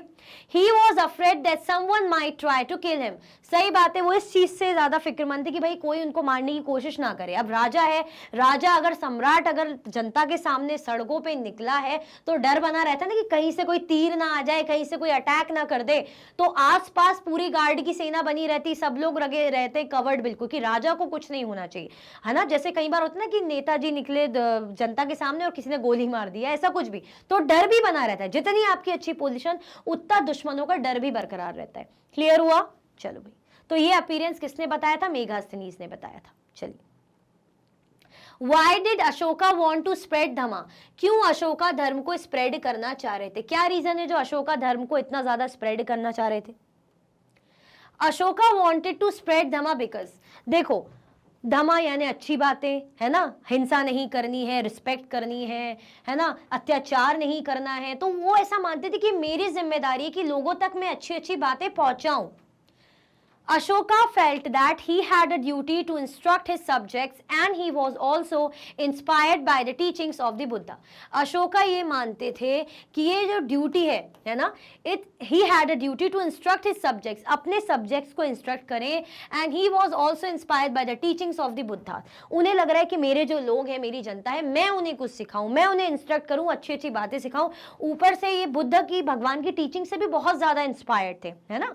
जैसे बुद्ध भगवान की टीचिंग थी कर्मों का फल है और लालच नहीं करो, क्रेविंग्स या जो थर्स्ट, ये सारी बातें, तो उस चीज से, उन सारी टीचिंग से बहुत ज्यादा इंस्पायर्ड थे। A number of problems such as the people in the empire followed different religions and this sometimes led to conflict that troubled him a lot. अब राजा है, राजा के राज्य में अगर कॉन्फ्लिक्ट हो रहा है, लड़ाई झगड़ा हो रहा है, तो राजा को जब पता चलेगा कि जनता ऐसे दुश्मन बनी हुई है एक दूसरे की, है ना, बिल्कुल नोचने खाने को तैयार है, तो दुख होता है, बुरा लगता है ना। तो बहुत सी प्रॉब्लम्स है लोगों से रिलेटेड उन्हें पता चलती रहती थी। पता चल ही जाता होगा, जैसे धर्मों से रिलेटेड, धर्मों के मामले में कुछ लड़ाई झगड़ा हो रहा है ना, और कई बार कॉन्फ्लिक्ट, ये सारे कॉन्फ्लिक्ट उन्हें बहुत ज्यादा बुरे लगते थे, ट्रबल में ले जाते थे, उन्हें दुख होता था इस चीज का, तो उन्हें लगता था कि मुझे टीचिंग्स देने की, अच्छी बातें सिखाने की जरूरत है। Slaves and servants were ill-treated. Besides, there were quarrels in families and amongst neighbors. उन्हें ये भी पता चलता था कि बेचारे जो दास हैं या जो नौकर चाकर हैं, उनके साथ बहुत बुरा बर्ताव होता है। अब ठीक है, आपके नौकर है, इसका मतलब ये थोड़ी कि आप बिल्कुल ही उनके साथ बद से बदतर व्यवहार करोगे। तो ऐसा होता था, स्लेव्स और सर्वेंट्स की कंडीशन बहुत ज्यादा बुरी थी, उनको इल ट्रीट किया जाता था। There were quarrels in families and amongst neighbors. Even families में भी आपस में, परिवारों में लड़ाई झगड़े हो रहे हैं, है ना, आस पड़ोस में लड़ाई झगड़े हो रहे, तो इस चीज से भी बहुत ज्यादा वो परेशान हो रहे थे। Ashoka felt it was his duty to solve these problems. Ashoka ने माना कि भाई ये मेरी ड्यूटी है, मेरी जिम्मेदारी है कि इन जो है प्रॉब्लम्स को सॉल्व करूं, है ना, ये मेरी रिस्पॉन्सिबिलिटी बनती है। सो ही अपॉइंटेड ऑफिशियल्स, इसीलिए उन्होंने क्या करा, ऑफिशियल्स को अपॉइंट करा, known as the dhamma mahatma, who went from place to place teaching people about dhamma, जो क्या करते थे, एक जगह से दूसरी जगह जाते थे, टीचिंग्स देते थे, अच्छी अच्छी बातें सिखाते थे। ठीक है, तो हमसे क्या पूछा गया कि क्यों धर्म को स्प्रेड करना चाह रहे थे अशोका, धमा मीन्स धर्म जिसको हम बोलते हैं, तो उसके पीछे का रीजन क्या था कि जो उनके राज्य में इतना ज्यादा धर्मों को लेकर इतना ज्यादा कॉन्फ्लिक्ट हो रहा है, या परिवार में लड़ाई झगड़े हो रहे हैं, आपस में इतने क्वारल हो रहे हैं, नौकर चाकर स्लेव्स के साथ इतना बुरा बर्ताव हो रहा है, ये उन्हें अच्छा नहीं लगता था, उन्हें इस बात से बहुत दुख होता था कि ऐसा क्यों है। तो उनकी रिस्पॉन्सिबिलिटी मान के उन्होंने ये करा कि मेरी जिम्मेदारी है कि मैं अच्छी अच्छी टीचिंग्स दूं हमारे लोगों को, और ज्यादा से ज्यादा टीचिंग्स लोगों पे फैलाऊं। सिर्फ ऐसा नहीं कि मेरे ही लोगों पे, इवन उन्होंने आउट ऑफ द कंट्री, जैसे हमने पढ़ा था इजिप्ट ग्रीस वगैरह की, वहां भी जाए। ठीक है, तो ये रिस्पॉन्सिबिलिटी मान के इन्होंने धमा को स्प्रेड करा। The empire was a vast territory. How did the emperors run the empire? है ना, एम्पायर क्या थी, एम्पायर के पास बहुत ज्यादा अच्छी, मतलब बड़ा अच्छा एम्पायर था मगध। तो किस तरीके से ये एम्परर्स इन एम्पायर को रन करते थे, मैनेज कैसे करते थे। कोई बोलता है ना कि अरे आपका तो इतना बड़ा घर है या इतनी बड़ी कार है, तो उसका मेंटेनेंस में भी बहुत आपको लगाना करना पड़ता होगा, इतना बड़ा घर है तो कभी पेंट करवाते होंगे, कुछ भी कराते होंगे, तो कैसे मेंटेन करते हो उसकी साफ सफाई और भी चीजें। तो जितना बड़ा घर उतनी बड़ी रिस्पॉन्सिबिलिटी भी रहती है। ठीक है, तो ऐसे अगर एम्पायर की बहुत बड़ी टेरिटरी है तो किस तरीके से रन करता था, चलाता था, वो हमें बताना है। The emperor run empire as the ruling pattern was varying in empires due to largeness of the empire। देखो रूलिंग पैटर्न से फर्क पड़ता है, कौन सा एम्पायर कितना बड़ा है, कौन सा एम्पायर कितना छोटा है, तो रूलिंग पैटर्न का फर्क उसी के अकॉर्डिंग पड़ता है। जितना बड़ा एम्पायर उसके अकॉर्डिंग रूल करेंगे, जितना छोटा एम्पायर उसके अकॉर्डिंग रूल करेंगे। The area around Patliputra was under the direct control of the emperor, meant that officials were appointed to collect taxes from farmers, herders, craftspersons and traders who lived in villages and towns in the area। अब जो आसपास का area था, कौन सा क्षेत्र था, पाटलिपुत्र के आसपास का एरिया था, वो डायरेक्ट कंट्रोल में था सम्राट डायरेक्ट उसको कंट्रोल करता था उस एरिया को। ठीक है, फिर उसके बाद ऑफिशियल्स को भी अपॉइंट करा गया था। देखो अगर आपको बड़ा राज्य संभालना है, बड़ी टेरिटरी संभालनी है, that means you need lot of fund, आपको बहुत सारा पैसा चाहिए पड़ेगा।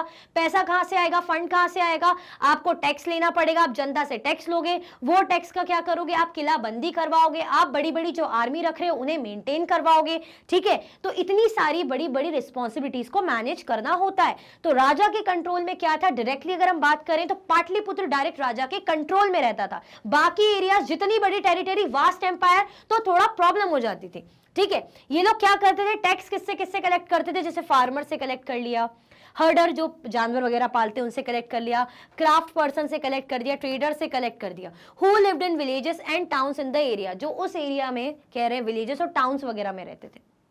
Many of these officials were given salaries and these officials punished those who disobeyed the ruler's orders। बहुत से ये जो officials हैं, है ना, इनको क्या दी जाती थी, obviously अगर आप जो है काम पे रख रहे हो, लोगों से काम करा रहे हो, तो फ्री में करा रहे हो क्या, पैसा तो देना पड़ेगा। तो क्या दी जाती थी इन्हें, प्रॉपर इनकी तनख्वाह आती थी, सैलरी दी जाती थी। और अगर जो भी रूलर के ऑर्डर्स को डिसोबे करता था, राजा के आदेशों की अवज्ञा करता था, नहीं मानता था, तो ये ऑफिशियल्स उन्हें पनिश भी करते थे, सजा भी देते थे। ठीक है, तो हमसे क्या पूछा गया कि कैसे टेरिटरी को मेंटेन किया जाता था, तो जितनी बड़ी टेरिटरी उसके अकॉर्डिंग ही मैनेज करेंगे, है ना। टैक्स चाहिए, पैसा चाहिए, क्यों चाहिए, आर्मी मेंटेन करने के लिए। आर्मी मेंटेन करने के लिए क्यों, क्योंकि आर्मी हमारे लिए हमें प्रोटेक्ट करेगी, उसके लिए हमें सैलरी देनी है ना, है ना। ठीक है, क्लियर। चलो,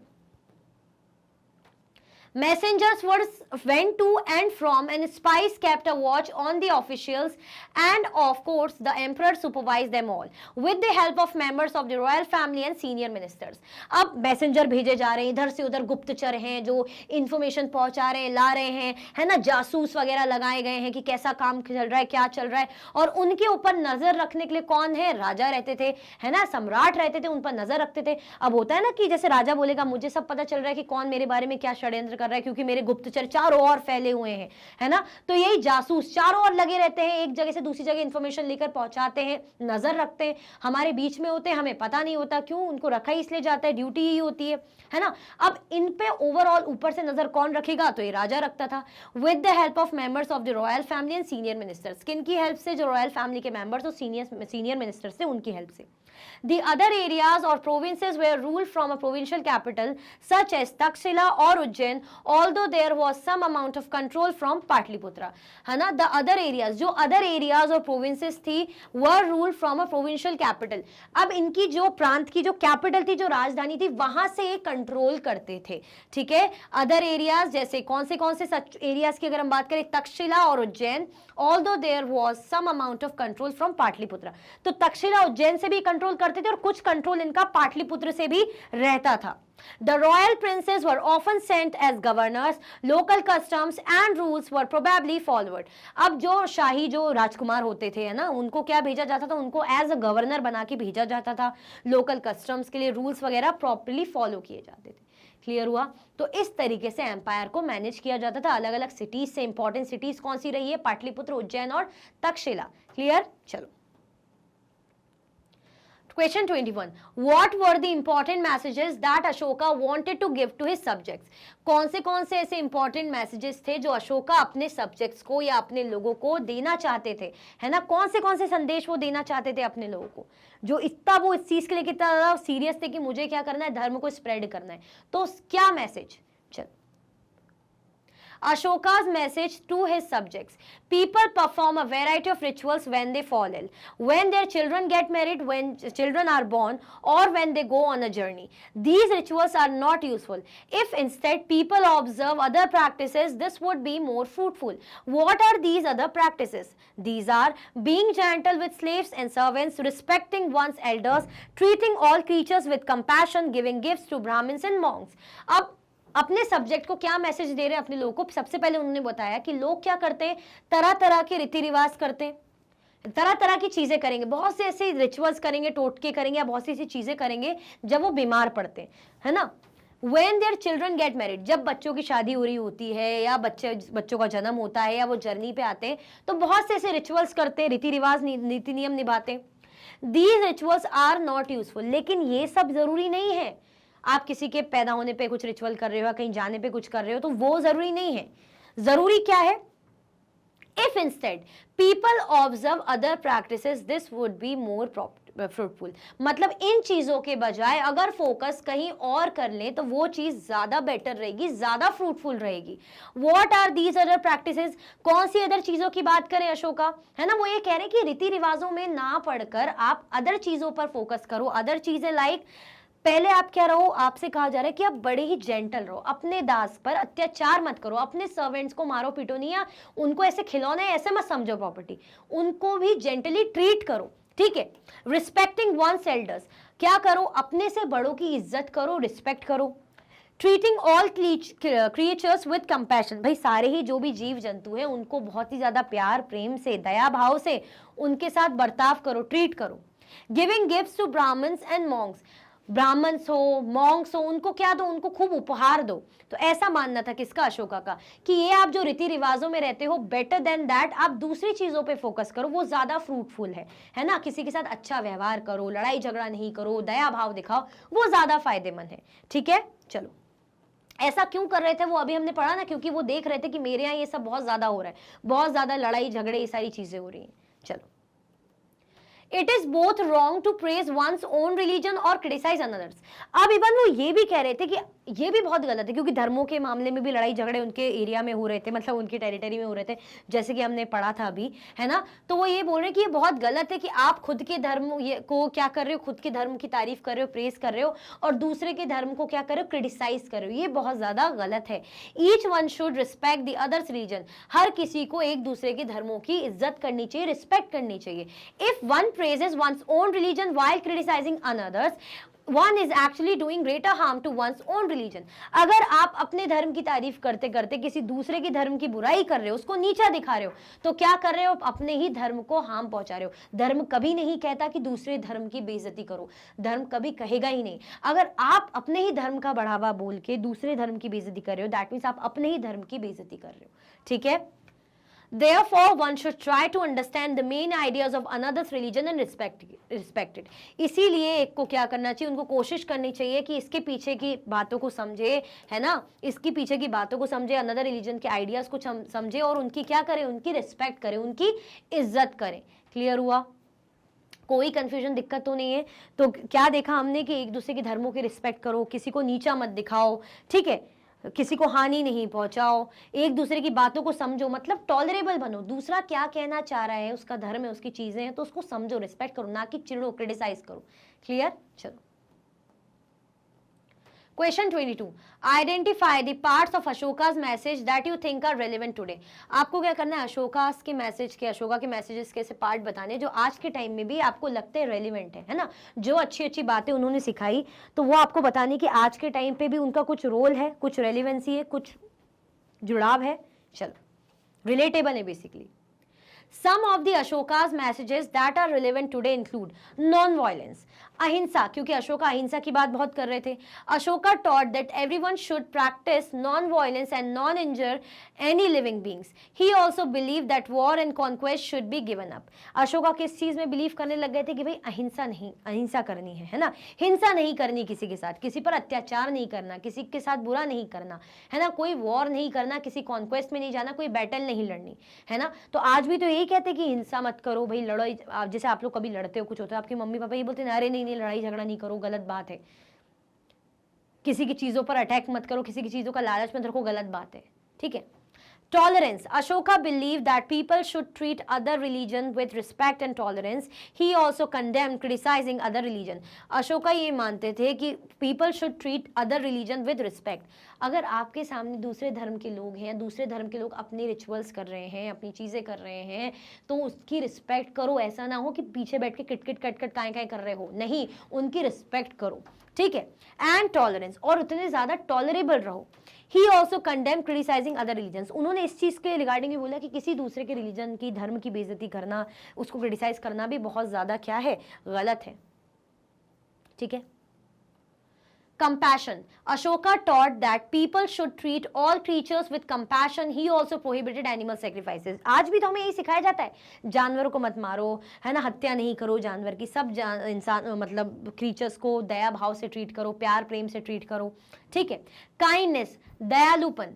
Ashoka taught that people should be kind, genuine and charitable towards servants and slaves. अगर आपके नौकर हैं, आपके पास दास हैं, तो उनकी मदद करो ना, उनको इल ट्रीट मत करो, उनके प्रति दया भाव रखो। ऐसा नहीं समझो कि स्लेव है या सर्वेंट है तो जो चाहे आप उनके साथ गलत बर्ताव कर रहे हो, व्यवहार कर रहे हो। Respect. Ashoka taught that people should respect their elders and treat children with love. Ashoka ये भी कहते थे कि लोगों को क्या करना चाहिए? अपने से बड़ों की रिस्पेक्ट करना चाहिए और बच्चों को प्यार से ट्रीट करना चाहिए। क्लियर? तो किस किस बातों को कहा जा रहा है? और यही बात है आज भी हमें बोलते हैं ना, मम्मी लोग बोलते हैं नहीं तुम रिस्पेक्ट करो, तुम मुंह चला रहे हो, ऐसा नहीं होता, गलत होता है। टीचर की रिस्पेक्ट करो, सर की रिस्पेक्ट करो, कहते होंगे, है ना, बोलते होंगे दया भाव दिखाओ, ऐसे जानवरों को मत मारो, या कंपैशन की बात करते होंगे। तो सारी चीजें आज के टाइम पे भी रिलेटेबल और आगे भी रहेंगी, ठीक है। कौन सी चीजें? Non violence, tolerance, compassion, kindness and respect, ठीक है। चलो, question 23, briefly describe the administration of the Mauryan empire. आपको मौर्यन एम्पायर का एडमिनिस्ट्रेशन ब्रीफली डिस्क्राइब करना है कि प्रशासन कैसे चलता था मौर्यन एम्पायर का। चलो देखते हैं। The Mauryan Empire was so large that different parts were ruled differently. Mauryan Empire बहुत ही वास्ट एम्पायर था। अब जितना वास्ट एम्पायर तो उनको रूल करने में भी थोड़ा सा मेहनत लगेगी, है ना, तो रूल भी डिफरेंट तरीकों से होता था, है ना। The empire was divided into provinces with the imperial capital at Pataliputra. Empire किसमें? अलग अलग प्रांतों में जो है एम्पायर डिवाइडेड था, अलग अलग प्रोविंशियल एरियाज में कह सकते पाटलिपुत्र डिवाइडेड था, और जिसमें हम कह सकते शाही, जो कैपिटल थी मेन कौन सी थी? पाटलिपुत्र कैपिटल थी। The area around Pataliputra was under the direct control of the emperor. जो कैपिटल रहेगी, जो राजधानी रहेगी, तो ऑब्वियसली वो डायरेक्ट कंट्रोल में रहेगी, वहां पे राजा आएगा, वहां पे राजा बैठेगा, उसका कंट्रोल होगा, ठीक है। अदर एरियाज और provinces were rule from the provincial capital such as Takshashila and Ujjain. जो अदर एरियाज और प्रोविंसेस वो कहां से कंट्रोल होते थे? इंपॉर्टेंट, ये भी शहर इंपॉर्टेंट है, तक्षशिला और उज्जैन, यहां से इन्हें कंट्रोल किया जाता था। For efficient administrative control over provinces, following steps were taken. अगर proper efficient administrative control चाहिए बहुत ही सही तरीके से, efficient तरीके से, तो ये steps follow की जाती थी। The royal princes govern the provinces as kings representatives. जो royal princes रहते थे उनको क्या करा जाता था? उनको एज अ किंग्स के रिप्रेजेंटेटिव के तौर पे उन्हें रखा जाता था, है ना, गवर्न किया जाता था, गवर्नर बनाया जाता था कि ये राजा को रिप्रेजेंट कर रहे हैं। Officials were appointed to collect taxes from the people. Officials को भी अपॉइंट कर रखा था ताकि वो जनता से टैक्स कलेक्ट करें। Mauryan empire had a large army and vast network of spies. अब इतना बड़ा एम्पायर, भाई लोगों की नजर रहती है, अदर अदर राजा कोई गंदी नजर रहती है कि भाई हमें जीतना है, छीनना है, अटैक करना है, तो अलग अलग जगह जासूस भी थे, है ना। Mauryan empire had a large army, बहुत बड़ी आर्मी थी, और बहुत अच्छा खासा जासूस का पैक भी कह सकते हैं। The emperor supervise the whole administration with the help of the members of the royal family and senior ministers. अब एम्पायर भी सुपरवाइज करता था, एम्परर भी सुपरवाइज करता था, कैसे, किन की मदद से? जो रॉयल फैमिली मेंबर्स थे उनके, है ना, शाही घराने के लोग, और जो सीनियर मिनिस्टर, जो अपर लेवल के, अच्छे लेवल के, टॉप लेवल के जो मिनिस्टर्स थे, वो लोग सब मिलके क्या करते थे? सुपरवाइज करते थे कि ये सारा काम कैसे क्या चल रहा है। तो बेसिकली हमें क्या समझाना था? एडमिनिस्ट्रेशन समझाना था। तो हम क्या देख सकते हैं कि मौर्यन एम्पायर क्या था? एक बहुत ही बड़ा लार्ज एम्पायर था, जो क्या था? अलग अलग प्रोविंसेस में अलग अलग तरीके से रूल किया जाता था, ठीक है, अलग अलग प्रोविंसेस में डिवाइडेड था। और अगर हम बात करें कैपिटल कौन सी थी? पाटलिपुत्र। अब जो कैपिटल है, तो कैपिटल के आसपास का एरिया जो है डायरेक्ट कंट्रोल में था एम्परर के, सम्राट के। बाकी जो एरिया कौन ऑपरेट करता था, कैसे सुपरवाइज किया जाता था, कौन मैनेज करता था? तक्षशिला और उज्जैन से ऑपरेट होते थे, ठीक है। For efficient administrative control over provinces following steps were taken. The royal princes govern the provinces as a king's representative. अब क्या क्या है, जो राजकुमार रहे होंगे, है ना, जो राजकुमार रहते थे शाही, उनको क्या करा जाता था? अपॉइंट किया जाता था एज अ गवर्नर, कि आप क्या करो, as a behalf of raja, सम्राट के बिहाफ में, you have to give orders, you have to rule, है ना, रिप्रेजेंट बेसिकली। मौर्यन एम्पायर का क्या था? भाई बहुत बड़ी आर्मी थी, तो जितनी बड़ी आर्मी उतने बड़े जासूस वगैरह भी इनके थे, ठीक है। इनका जो अगर राजा है, इतने सारी चीजें हो रही, कैसे हो रही, नजर रखनी, ढंग से काम हो रहा है नहीं हो रहा, तो सुपरवाइज करने का काम राजा करता था। किन की मदद से सुपरवाइज करता था? रॉयल फैमिली मेंबर्स और साथ में जो सीनियर मिनिस्टर्स थे उनकी हेल्प से। क्लियर हुआ? तो इस तरीके से मौर्यन एम्पायर का एडमिनिस्ट्रेशन चलता था, ठीक है। चलो, केस बेस्ड क्वेश्चन है अब आपके सामने। As the empire was so large, different parts were ruled differently. जैसे जैसे एम्पायर बड़ा हो गया, different पार्ट्स different तरीके से रूल होने लग गए। The area around Pataliputra was under the direct control of the emperor. जो एरिया था पाटलिपुत्र के आसपास वाला, वो एम्परर के डायरेक्ट कंट्रोल में था। अब भी जो पढ़ा ना, सेम वही है, समझ लो। This meant that officials were appointed to collect taxes from farmers, herders, craftspersons, traders who lived in villages and towns in the area. इसका मतलब ये है कि ऑफिशियल्स को अपॉइंट किया गया था, नियुक्त किया गया था कि आप क्या करो, जो है किसानों से, हर्डर से, व्यापारियों से, है ना, या गांव में जो रह रहे हैं, टाउन्स में जो रह रहे हैं, उस एरिया में, वहां से टैक्स कलेक्ट करने का काम करो। Officials also punish those who disobeyed this the rulers orders. Officials उनको पनिश भी करते थे, जो राजा के ऑर्डर को नहीं मानते थे, वो डिसोबे करते थे, ऑफिशियल उन्हें पनिश करते थे। Many of these officials were given salaries. अब ये काम क्यों कर रहे हैं? इनको सैलरी मिलती होगी, ठीक है। देयर वर अदर एरियाज और प्रोविंसेस, और भी एरियाज और प्रोविंसेस दो इंपॉर्टेंट थे, जैसे each of these was rule from the provincial capital such as Takshashila और उज्जैन। ये जो अदर प्रोविंशियल थी, इनको कौन मैनेज करता था, कहां से कंट्रोल होते थे? तो प्रोविंशियल कैपिटल जो तक्षशिला और उज्जैन बनी हुई थी, वहां से कंट्रोल होते थे। Although there was some amount of control from Pataliputra, हाँ पाटलिपुत्र कैपिटल थी तो ऑब्वियसली वहां से भी कंट्रोल होगा, लेकिन अदर रिस्पॉन्सिबिलिटी हम कह सकते हैं वो उज्जैन और तक्षशिला के पास भी थी। And royal princes were often sent as governors, local customs and rules were probably followed. अब क्या करा जाता था? एज अ गवर्नर जो रॉयल प्रिंस है, राजकुमार है ना, उनको भेजा जाता था, और जो प्रॉपर कस्टम्स है, रूल्स है, उनको प्रॉपरली फॉलो किया जाता था। क्लियर? चलो, Besides, there were vast areas between these centres. अब इसके अलावा बहुत बड़ा एरिया इन सेंटर्स के बीच में भी था। Here the Mauryans tries to control road and rivers which were important for transport and to collect whatever resources were available as tax and tribute। अब ऐसा एरिया था, वास्ट एरिया इनके बीच में था, तो मॉरियंस चाह रहे थे कि इन वास्ट एरिया को हम क्या करें, हम इन वास्ट एरिया को कंट्रोल करें, ठीक है। तो उन्होंने क्या करा, ट्रांसपोर्ट करने, ताकि इनको ट्रांसपोर्टेशन में फायदा हो, है ना, जो भी रिसोर्सेज वो कलेक्ट कर पाए, टैक्स एंड ट्रिब्यूट कलेक्ट कर पाए। Which area was under the direct control of the emperor? अब आपसे क्वेश्चन है कि कौन सा एरिया एम्परर के डायरेक्ट कंट्रोल में था। अभी हमने पढ़ा था ना, कौन सा एरिया एम्परर के डायरेक्ट कंट्रोल में था, तो हमने क्या पढ़ा था, Pataliputra. The area around Pataliputra was under the direct control of the emperor. Emperor के डायरेक्ट कंट्रोल में कौन सा एरिया था, Pataliputra. Y officials were appointed? Officials को क्यों अपॉइंट किया गया था, ऑफिशियल्स को क्यों अपॉइंट किया गया था, टैक्स वगैरह कलेक्ट करने के लिए। चलो देखते हैं। Officials were appointed to collect taxes from farmers, herders, craftspersons and traders who lived in villages and towns in the area, है ना। ऑफिशियल्स को कलेक्ट किया हुआ था कि हर्डर्स, क्राफ्ट पर्सन, ट्रेडर्स, इन लोगों से टैक्स कलेक्ट करें, है ना, विलेज के लोगों से टैक्स कलेक्ट करें। और officials also punish those who disobey the rulers order, जो भी रूलर के ऑर्डर को नहीं मानता था उनको पनिशमेंट भी देते थे। तो ये काम किनका था, ऑफिशियल का, ही हमने पीछे पढ़ा था। Why Mauryas were try to control roads and rivers? क्यों मौर्यंस रोड्स और रिवर्स को कंट्रोल करना चाह रहे थे, तो हमने देखा था ट्रिब्यूट और टैक्स के लिए कि क्या मिल पाए इन्हें, टैक्स और ट्रिब्यूट मिल पाए, ठीक है। The Mauryas tried to control roads and rivers which were important for transport and to collect whatever resources were available as tax and tribute। ये हमारा आंसर हो जाएगा, ठीक है, वही है, उसी को कॉपी पेस्ट आप मान लो। क्लियर? चलो केस बेस्ड क्वेश्चन सेकंड है। द मोस्ट फेमस, ये आपका मतलब लास्ट क्वेश्चन है। The most famous modern ruler was Ashoka, है ना, बहुत ही फेमस जो मॉडर्न रूलर थे कौन थे, अशोका थे। He was the first ruler who tried to take his message to the people through inscription.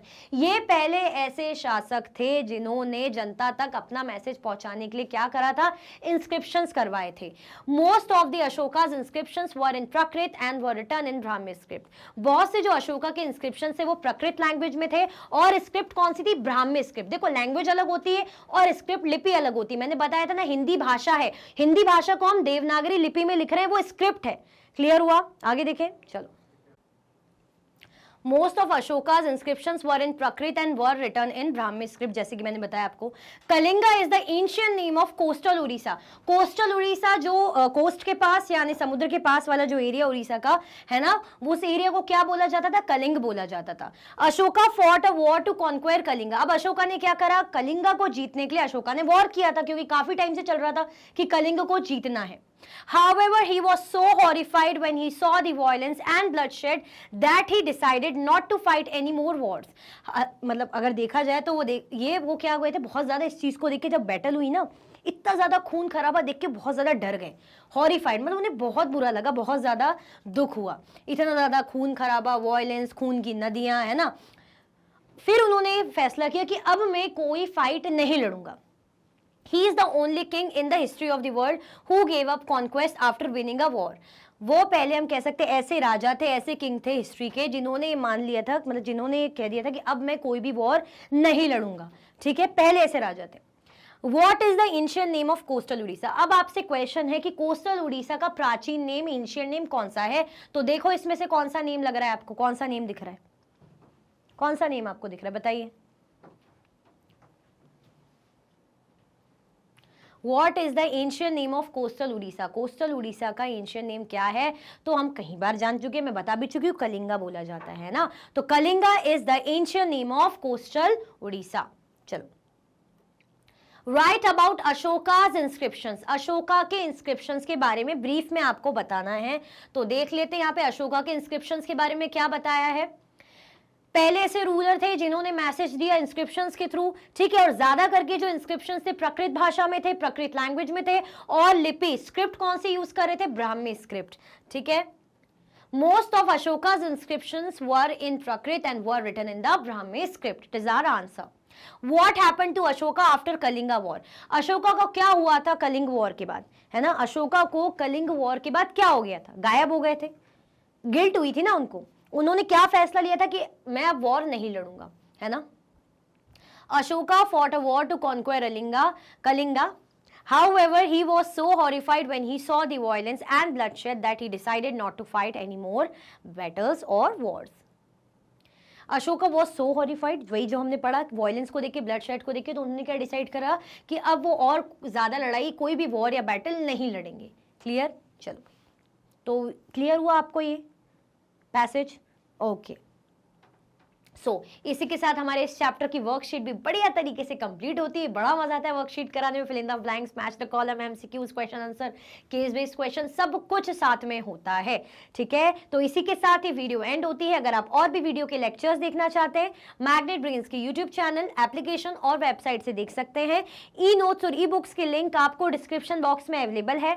ये सारे हाई क्वालिटी के कोर्सेज हैं, जैसे कि CBSE board, Delhi board, Bihar board, UP board, MP board, Rajasthan board, Vedic maths, crash course, spoken English courses अच्छी quality में और 100% free available है। आप हमें सारे के सारे प्लेटफॉर्म पर भी फॉलो कर सकते हैं, जैसे कि फेसबुक है ना, यूट्यूब है, इंस्टाग्राम, एक्स और व्हाट्सएप। तो लाइक, शेयर, सब्सक्राइब करना बिल्कुल भी ना भूलें। अपना ख्याल रखें। Thank you so much for watching.